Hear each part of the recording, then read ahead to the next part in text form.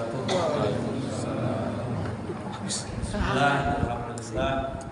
Wassalatu wassalamu ala Rasulillah sayyidina Muhammad ibn Abdullah wa ala alihi wa sahbihi wa man wala. Asyhadu an la ilaha illallah wahdahu la syarika lahu wa asyhadu anna sayyidina Muhammadan abduhu wa rasuluhu la nabiyya ba'dahu. Allahumma shalli wa sallim ala sayyidina Muhammadin wa ala alihi wa sahbihi ajma'in. Wa ishrah li sadri wa yassir li amri wa hlul 'uqdatam min lisani yafqahu qawli. Ustaz adik-adik, santri, jemaah semuanya, Bapak yang Allah bersyukur kita panjatkan dan yang Rabbi ini selawat serta salam kita pula kita haturkan kepada Nabi besar Muhammad SAW. Sebelum kita mulai, marilah sama-sama kita khusyuk baca Fatihah sesuai dengan kesepakatan kita bahwa diselingi sekali dalam sebulan. Khusus insya Allah minggu keempat dari setiap bulan kita akan selingan dengan kitab yang lain. Ada yang bilang hadis, ada yang bilang ini tematik aja deh. Seringnya ini saya fotokopi ini. Tapi insya Allah pengajian Fathul Mu'innya tetap kita teruskan. Kalau ada waktu ya kita teruskan. Tapi kalau nggak ada waktu ya kertas yang di tangan bapak-bapak dulu. Nah itu kertas dibawa pulang. Selesai nggak selesai dibawa pulang.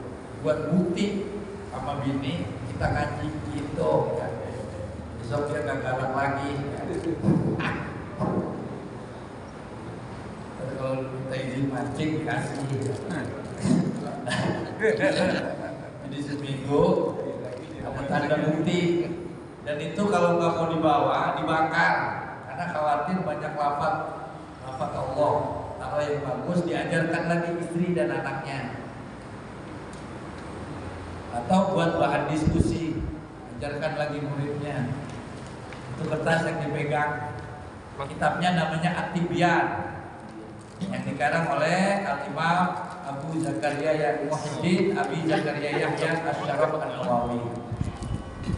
Jadi Imam Nawawi itu karena lahirnya di Nawa, dinisbatkanlah jadi itu kertas apaannya? Oh itu kitab karangan Imam Nawawi. Itu jawabnya. Jadi anak kita nanya itu kertas apaan sih Bang? Nawawi. Jangan dibikin jimat ya. Jimat itu pelajaran. Karena lahirnya di Nawa, disebutlah Imam Nawawi. Nama aslinya Yahya, nama aslinya Abu Zakaria Yahya. Ya, sebutlah Imam Nawawi. Kalau mazhabnya Syafi'i dalam konteks keindonesiaan, kita sering mendengar Imam Nawawi. Nah, kata Nawawi ada Syekh Nawawi namanya, ada Imam Nawawi di mazhab Syafi'i. Nah itu ada dua Nawawi yang berbeda. Satu Syekh Nawawi Al-Bantani, Umar An-Nawawi Al-Bantani, orang Banten. Jadi ulama Indonesia muaranya ke dia, ke beliau, Syekh Nawawi Al-Bantani.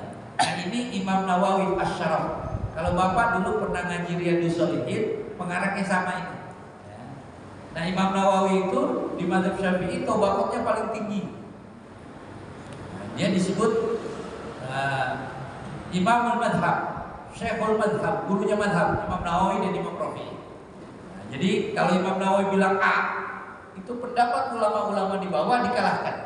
Misalnya Ibnu Hajar berbeda pendapat dengan Imam Romli.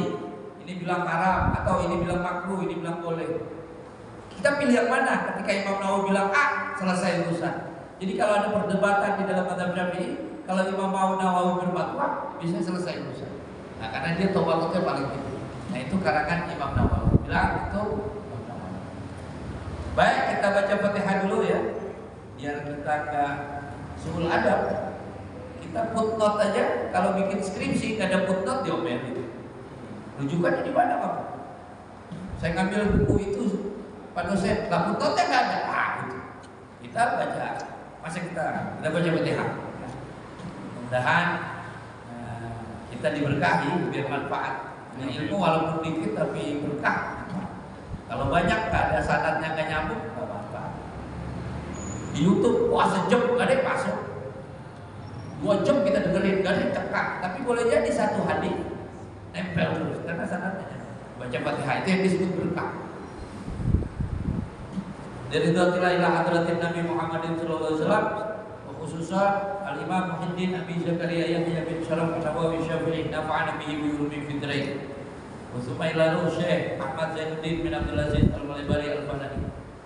Sayyid Bakar bin Sayyid Muhammad Salto Al-Imam Hajar Al-Haytami nafa'ana bihi wa yurmi fi dharain lana wa lil muslimin.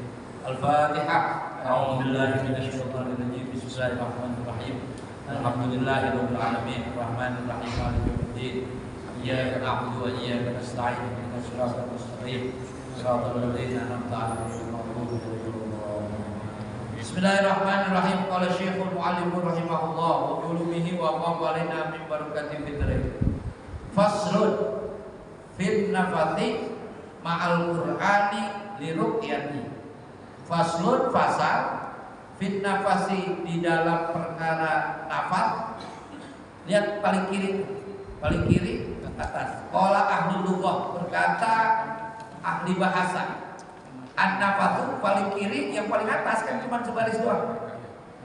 Apa sih an-nafatu? An-nafatu nafkhun latifun bila riqin, meniup lembut tanpa ada ludahnya. Jadi ya, itu namanya nafas. Kalau cu itu namanya meludah, itu bukan nafas. Nah, ini di dalam bab meniup ma'al Quran beserta Quran li ruqyati untuk jampe-jampe. Ruqyah kan jampe-jampe. Apa bahasa kerennya ruqyah? Ya begitu dah ya, bahasa saya dah ya. Jadi bab meniup bacaan Quran untuk niat mengobati jampe-jampe dia mau niat ini dan itu. Terus rawa Ibnu Abi Dawuda, meriwayatkan siapa Ibnu Abi Daud, an Abi Hudzaifah as-Sahabi, dari Abi Juhaifah, mohon maaf bukan as-Sahabi, seorang sahabat Nabi Muhammadin sallallahu alaihi wasallam radhiyallahu anhu. Apa meriwayatkan Ibnu Abi Daud dari sahabat namanya Juhaifah as-Sahabi radhiyallahu anhu, wasmuhu Wahbun. Ada yang bilang namanya Wahab bin Abdullah, ada yang bilang Juhaifah, ada yang bilang Wahab. Wakila ghairu dzalik, ada yang bilang selain itu. Jadi memang sahabat Nabi itu namanya banyak karena sunnah. Ada lakob, kemarin kan saya udah jelasin, ada kunyah. Jadi bapak tuh sunnah punya nama lain, namanya kunyah. Yang biasanya dinisbatkan ke anak laki-laki yang paling tua. Gak ada ustaz anak laki paling tua, adanya bontot, sama. Yang tua perempuan semua, yang paling bontot laki, disebutkan ke laki. Pak Haji Arif punya anak laki? Punya. Yang paling tua namanya siapa? Yang paling tua? Hah? AA. Nama aslinya AA. Jadi dia Pak Haji Arif nama lainnya Abu AA. Abu AA. Itu punya ya. Kita juga begitu. Nama lain. Dan memperkenalkan diri pada orang kan bangga betul ya. Abinya AA mau kemana? Saya nggak bisa bayangin ada orang berumah tangga bertahun-tahun gak punya anak. Kayak apa? Makanya bilangin bini kita, sehebat apapun anak kita nyoret-nyoret tembok, berantakin rumah, gak usah marahnya terlalu tinggi. Ada orang yang begitu rindu pengen dicoret-coret, begitu rindu diberantakin, tapi emang gak hadir-hadir itu 2 hari. Ada orang yang kangen betul anak, punya anak. Makanya bilangin bini kita juga kalau dia coret-coret tembok, dia berantakin. Ada beberapa rumah tangga yang rindu betul rumahnya pengen diberantakin anaknya, tapi gak hadir-hadir 2 tahun punya anak. Nah, itu kan kebanggaan. Abi AA, kan senang betul kita dipanggil Abi AA. Dulu Siti Aisyah nangis kepada Rasulullah karena gak ada yang panggil dia, gak ada yang pakai kunyah. Kan kalau punya anak kan mamahnya Lutfi, uminya Jidan. Nah Siti Aisyah gak punya anak, dipanggil apa? Gak ada kunyah. Ngadu sama Rasulullah, dikasih cuma nama keponakan. Nah, silakan. Nah itu sunnah. Abu Abdillah. Rasulullah kan ada Ibnu Qasim, ya kan?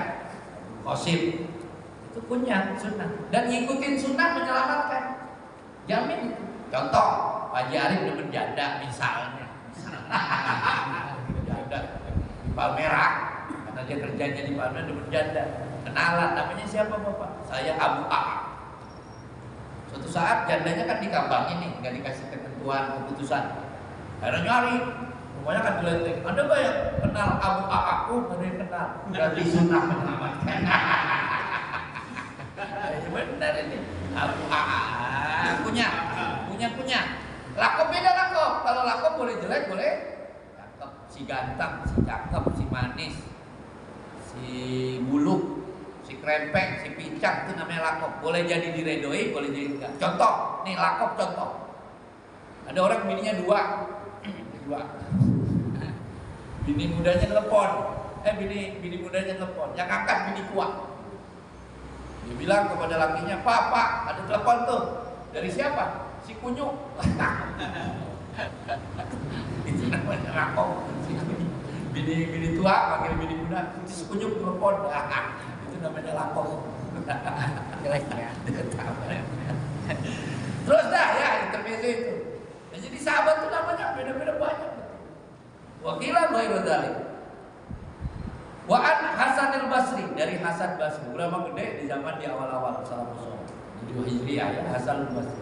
Wa Ibrahim an-Nakhai. Ada ulama namanya Hasan al-Basri dan Ibrahim an-Nakhai. Annahum, sesungguhnya mereka, Hasan al-Basri, Ibrahim an-Nakhai, karihu, membenci siapa mereka, zalika akan itu. Jadi nggak demen, memakruhkan. Masa bacaan Quran buat jampe-jampe, masa bacaan Quran buat ini. Bacaan Quran membuat ibadah. Kalau dipakai buat jampe-jampe, nggak demen tuh ulama yang namanya Hasan al-Basri dan ulama yang namanya An-Nakhai. Nggak, makruh hukumnya. Nggak boleh bacaan Quran buat jampe-jampe. Makruh, begitu kata itu ulama. Jadi kalau ada yang nggak demen, ya ikut ulama ini, namanya Hasan al-Basri dan Imam An-Nakhai. Titik, selesai. Wal mukhtarun, apa kata pengarang kitab? Kan tadi ulama selain saya bilang gitu. Nah, kata pengarang kitab Imam An-Nawawi, walaupun ada dua ulama yang tidak demen bacaan Quran buat jampe-jampe. Nah, kata Imam An-Nawawi, wal mukhtaru anna dzalika laisa bimahruhin. Gua enggak makruh. Siapa bilang? Kata Imam Nawawi ini pengarang kitab. Berarti dia paling kuat, pegang itu. Berarti bacaan Quran buat jampe-jampe, buat ruqyah boleh. Bal huwa sunnatun mustahabatun. Akan tetapi itu bacaan Quran buat pengobatan, buat jampe-jampe, buat perlindungan diri, buat sunnah mustahabat yang dianjurkan. Mana Ustaz datanya? Itu kan ulama mulu.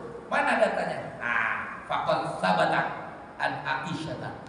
Sungguh terdapat riwayat dari Siti Aisyah radhiyallahu anha. Intermezzo sedikit. Kalau hadis riwayat dari istri-istri Rasul, wabil khusus Siti Aisyah, itu kebanyakan hadis itu berbicara tentang privat Nabi. Privat. Siapa yang tahu Nabi kencing? Bininya. Siapa yang tahu Nabi waktu hubungan badan dengan istrinya?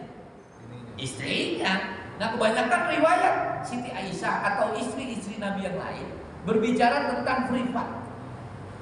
Dan kebanyakan istri Nabi Siti Aisyah, riwayat Siti Aisyah. Kita jadi tahu Nabi kalau kencing gimana, Nabi kalau lagi hubungan badan di mana. Ada kitab namanya Uqudul Ujud, ada kitab namanya Qurratul Uyun, ngebahas tentang bagaimana hubungan ranjang yang sunnah. Karena ibadah itu bukan sholat doang, di ranjang juga ibadah. Karena kita tidak maksiat, makanya dilawan. Kok enak-enak ibadah Ustaz? Bukannya logika filosofnya ibadah itu harus nggak enak? Hubungan badan kok jadi enak? Karena ketika kita hubungan badan, kita tidak zina. Nah, di situ dibalas dengan pahala. Makanya pahalanya gede. Bahkan di hadis-hadis yang ada yang doib ya sama aja membunuh ini dan lain sebagainya. Ada riwayat-riwayat. Jadi, nah wanita Ansor waktu itu nggak pernah malu nanya ke Rasulullah tentang ranjang. ranjang. Karena esensi orang nikah itu di situ. Makanya kalau nggak harmonis sudah pasti berkaitan dengan ranjang. Ada ranjang. Jadi dibahas betul ulama. Karena nikah itu ad-dhamm, al-wad. Baik. Siti Aisyah, ini hadis riwayat Siti Aisyah. Intermezzo, Siti Aisyah itu istri paling mudanya Rasulullah. Bahkan jandanya Siti Aisyah usianya 18 tahun, kurang lebih. Riwayat yang lain juga menyebut sekian tahun. Karena memang kan hitungan hijriah dan masa itu 18 tahun. Janda 18 tahun. Kok nggak dikawinin lagi, Ustaz? Emang nggak cantik Siti? Wah, Siti Aisyah cantik betul. Kok sahabat lain nggak ngawinin si jandanya? Karena dilarang oleh Allah lewat ayat. Karena istri Rasulullah semuanya berposisi ibu kita, ummahatul mukminin. Jadi haram menikahi jandanya Rasulullah. Haram, bukan berarti istri Rasulullah nggak cantik, tapi haram. Nah itulah yang nasab karena khususiyah. Jadi nasab itu kan ada yang karena darah. Anak kita kan nasab kita tuh, kita nggak boleh nikah sama dia. Ada juga ayah terus ke atas, anak terus ke atas. Paman itu kan nasab. Ada karena perkawinan. Gara-gara saya nikahin dia, emaknya nggak boleh tuh kita kawinin. Padahal kan awalnya 2% yang berbeda. Udah saudara bukan, apa bukan. Gara-gara anak yang kita segamai, kita akati, emaknya jadi ikut-ikut. Paham ya? Itu namanya mahram gara-gara perkawinan. Selama-lamanya tuh mertua nggak ada namanya bekas. Walaupun udah bercerai, mati dan hidup, mertua tetap nggak batal tentunya. Nah, dan nggak boleh dikawinin. Walaupun mertuanya demplon, mertuanya masih jago, nggak boleh, nggak boleh. Haram karena dia posisi ibu. Ada juga rodoah.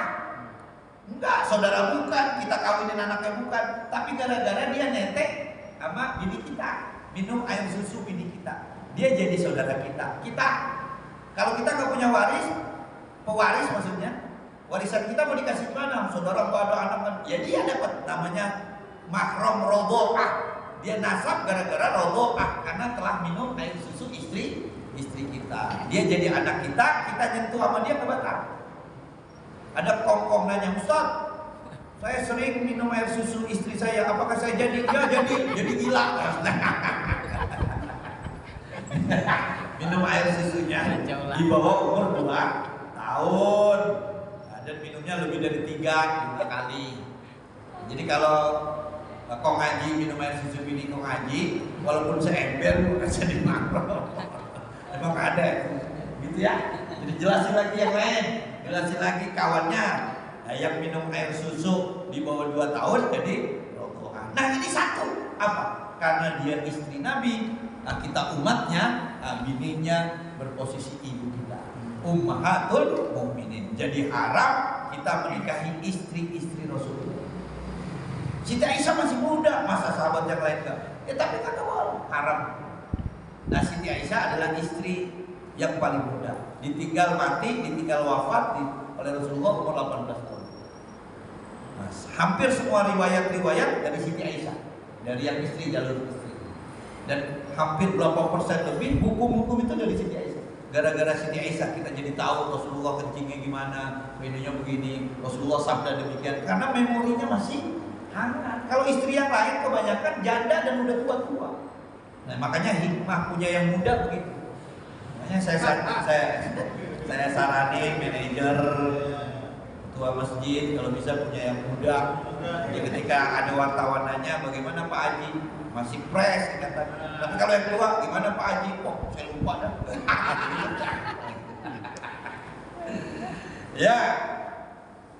Faqad sabata an Aisyata. Sungguh terdapat riwayat dari Siti Aisyah radhiyallahu anha. Semoga Allah ridha kepada Siti Aisyah. Annan nabiyya, nih Siti Aisyah ngomong. Annan nabiyya, sesungguhnya Nabi Muhammadin sallallahu alaihi wasallam kana idza awa ila firashihi kulla lailatin jama'a kaffaihi thumma nafasa fihi ma faqara fihi ma qul wallahu ahad wa qul a'udzu birabbil falaq wa qul a'udzu birabbin nas. Qul a'udzu birabbin nas. Thumma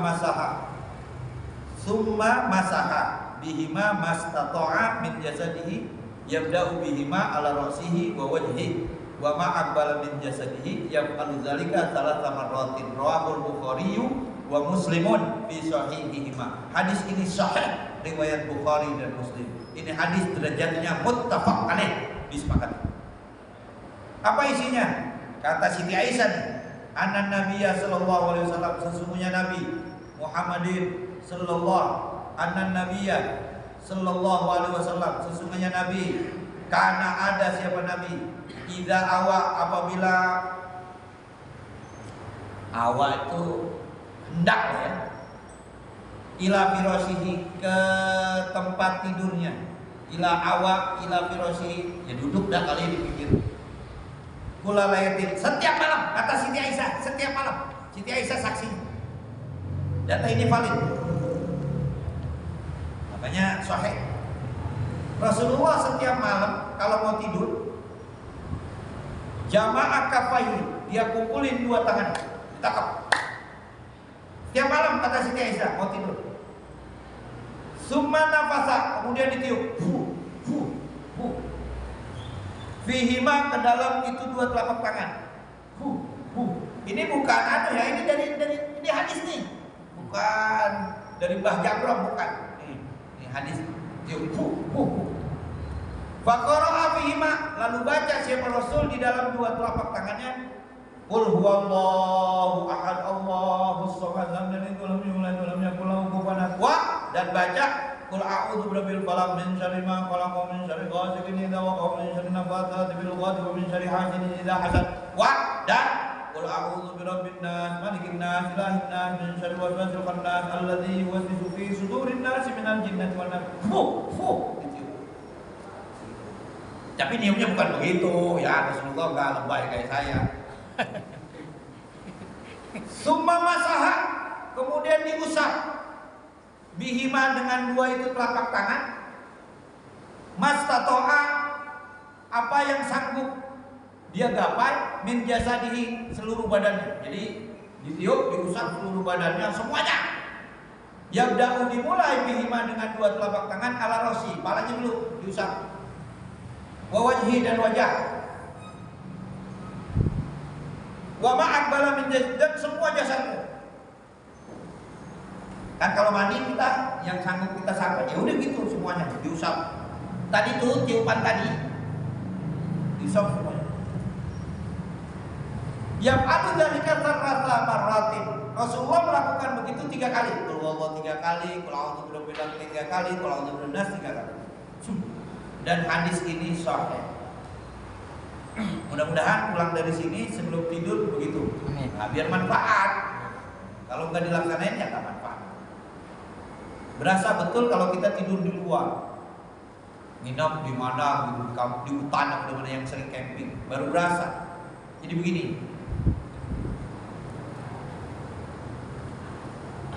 kalau a'udzu birabbin nas, kalau a'udzu birabbil falaq, itu asbabun nuzulnya Rasulullah diteluh. Rasulullah apalagi ente diteluh, Rasulullah panas, seakan dadanya ada yang neken, sesak, ngap-ngapan. Malaikat 2 turun, dialog. Ini Rasulullah kenapa? Diteluh. Sama siapa? Sama perempuan.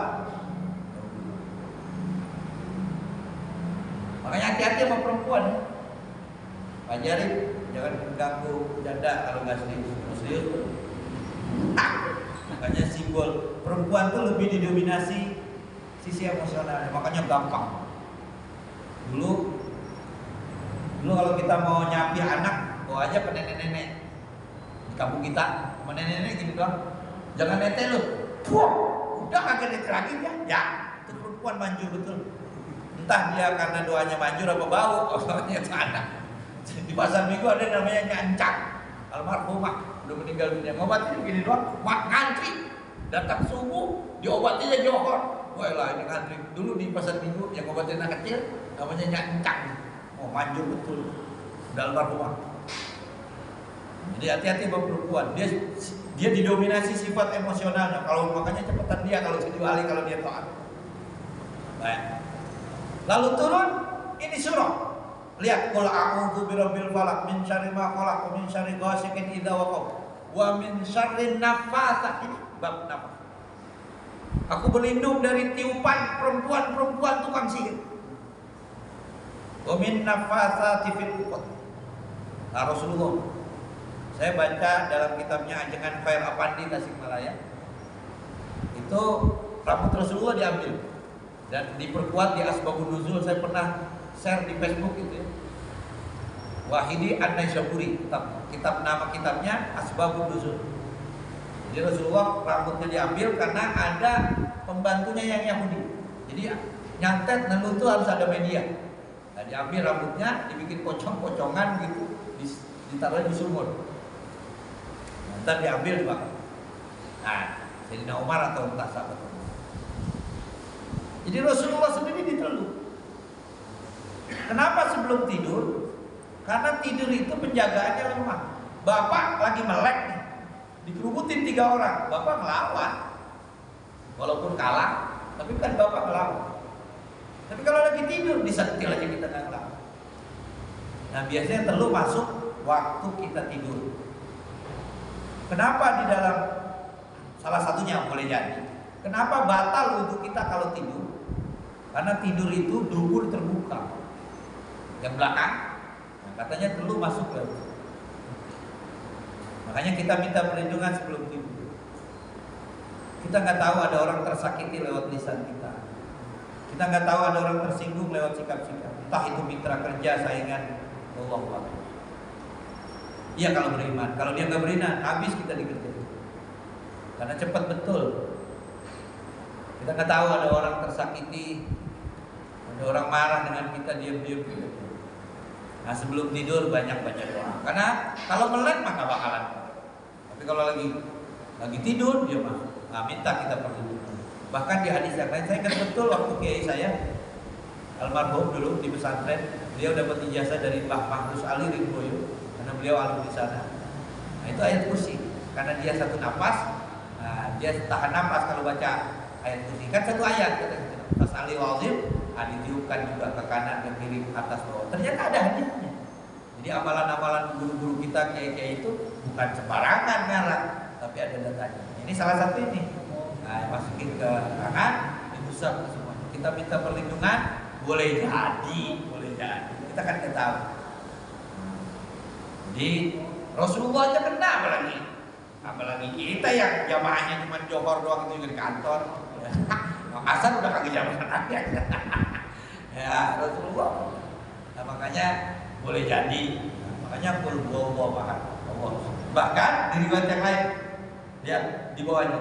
Falam mastaka kana yaquluni an af'ala dzalika. Kata Siti Aisyah juga, ketika Rasulullah sakit, Rasulullah menyuruh aku untuk bacain itu 3 ayat 3 surah tadi kepada badan Rasulullah. Nah, itu hadisnya sahih juga.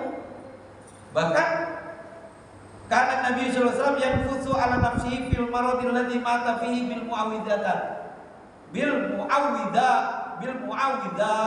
Bahkan Rasulullah akhir hidupnya baca itu. Jadi Rasulullah enggak pernah putus baca qul huwallah, qul a'udzu bil falaq, qul a'udzu bin nas. Jadi surah-surah perlindungan itu. Kata Siti Aisyah nih, karena Rasulullah meninggal di pangkuan Siti Aisyah. Rasulullah berarti Siti Aisyah menjadi saksi. Rasulullah baca qul a'udzu birabbin nas, malikin nas sampai Rasulullah meninggal. Jadi demen itu bukan berarti mentaksis, mengkhususkan bacaan. Makanya dalam ahli sunnah wal jamaah dalam konteks Indonesia, taksis surah nggak apa-apa. Rasulullah tuh baca itu terus amalannya. Dulu ada imam yang baca qul huwallah terus dibolehin. Waktu dipanggil sama Rasulullah dia jawab dibolehin.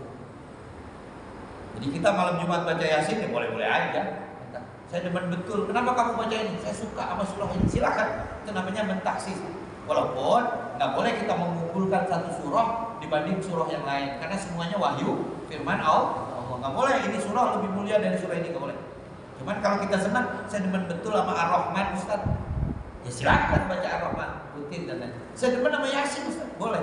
Nah ini dicontohkan juga Rasulullah sampai meninggal dunia. Ini terakhir tuh ayat terakhir. Qalat Aisyah radhiyallahu anha, falamma thaqulah kuntu anfusu alaihi bihinna wa amsahu biyadi nafsihi li barakatiha. Tuh. Bahkan Siti Aisyah baca di tangannya Rasulullah untuk berkah. Wa fi ba'dihha kana idastaka yaqra'u ala nafsihi bil mu'awwidati wa yaqul. Sama, ketika berat Rasulullah menghadapi sakit, dia baca itu. Jadi waktu bapak puyeng boleh baca qul huwallahu ahad. Kok panas dingin ini ya, kok puyeng boleh baca itu. Karena ada yang medis juga udah nyerah. Ini gak ada penyakitnya nih. Kalau kata medis, kita kan bingung obat apaan kalau kata medis. Ini lambung, kan kita cari googling apa obat lambung. Kata medis, ini gak ketahuan. Tapi lemes, tapi puyeng, tapi panas dingin. Nah, apaan ini sakitnya? Dokter agak nyerah, kagak tahu. Boleh jadi. Bismillahirrahmanirrahim. Rasul, ini bukan nyuruh kita komuni, nyuruh kita mistis, bukan ya, tapi ini ajaran agama. Kita punya baca-bacaan. Agama menganjurkan. Dan itu sunnah, walaupun ada ulama yang memakruhkan di atas tuh Hasanul Basri dan Imam An-Nawawi. Tapi ajaran agama menurut. Nah, itulah pengajian minggu keempat di Masjid At-Taqwa kali ini tentang satu hadis. Ntar kapan-kapan dia disolehin gantian aja ya. Tapi insya Allah hadis atau kitab-kitab selain hadis. Jadi itu pelajaran ini hari. Boleh jadi sebelum kita masih ada waktu, sebelum kita lanjutkan ke kitab Fathul Mu'in, adakah yang mau didiskusikan? Ada yang mau ditanyakan? Kami persilakan. Ustaz. Ya. Assalamualaikum warahmatullahi wabarakatuh. Waalaikumsalam. Di dalam surah Ar-Rahman itu terdapat bacaan Fabi ai ala rabbikum tukadziban. Itu Dia menunjukin bahwa dia rutin Ar-Rahman. Soalnya pas saya mau gitu. Dia terus. itu sampai 31 kali Ya. bacaan itu. Saya ceritakan kenapa asbabul nuzulnya sebanyak itu gitu. Karena baca Quran tuh kayaknya itu dah yang berulang-ulang sampai 31 kali. Mantap. PR. Itu PR. Benar-benar ini. Kalau asbabun nuzul buka kitab dulu, saya nggak hafal Quran ini aja. Ada saya kemarin beli kitab namanya Al-Itqan. Sekarang oleh Imam Jalaluddin Suyuti. Dia bicara juga asbabun nuzul. Tebal. Saya juga ada Wahidiyah Nasyibul. PR tuh. Ya teman. Berarti rutin baca itu dong. Nyampe 31 kan ini itu. Wah, bahaya. Cuman fadilah Ar-Rahman banyak. Bukan berarti Ar-Rahman lebih unggul dari surah-surah yang lain, bukan. Tapi ya sinyalemen hadis. Ada. Emang Nabi ya, bahkan dalam satu riwayat orang yang rajin hafal surah Ar-Rahman, bumi enggak makan jasad. Salah satu fadilah surah Ar-Rahman. Rutinin. Orang yang kalau masih hidup apa fadilahnya? Bininya takut. Enggak bercanda ya. Takut kan bini main teh. Buktinya mancing enggak dilarang kan. Enggak bercanda. Jadi kalau asbabun nuzul, tidak semua surah ada asbabun nuzulnya. Coba buka kitab Al-Itqan. Jadi ada yang asbabun nuzul, ada yang enggak ada. Biasanya bersesuaian konteks. Ada yang khususiyah asbabun nuzul tapi berlaku umum. Nah, itu PR, asbabun nuzul surah Ar-Rahman kan pertanyaannya. Nah, apa asbabun nuzul surah Ar-Rahman? Wah, PR. Karena emang tidak semuanya saya tahu, harus buka kitab dulu ya. Nah, itu kan gini Ustaz, saya baca kan artinya kan maka nikmat Tuhan mana lagi yang kamu dustakan. Wah, udah hafal artinya juga udah juga. Itu kan tahu itu Pak Arif 31 udah tahu tuh. Berarti dia anu Bang Daud. Berarti dia mau nunjukin gua. Ya, itu PR asbabun nuzulnya. Baik, ada lagi yang mau didiskusikan? Kita lanjut poin ya.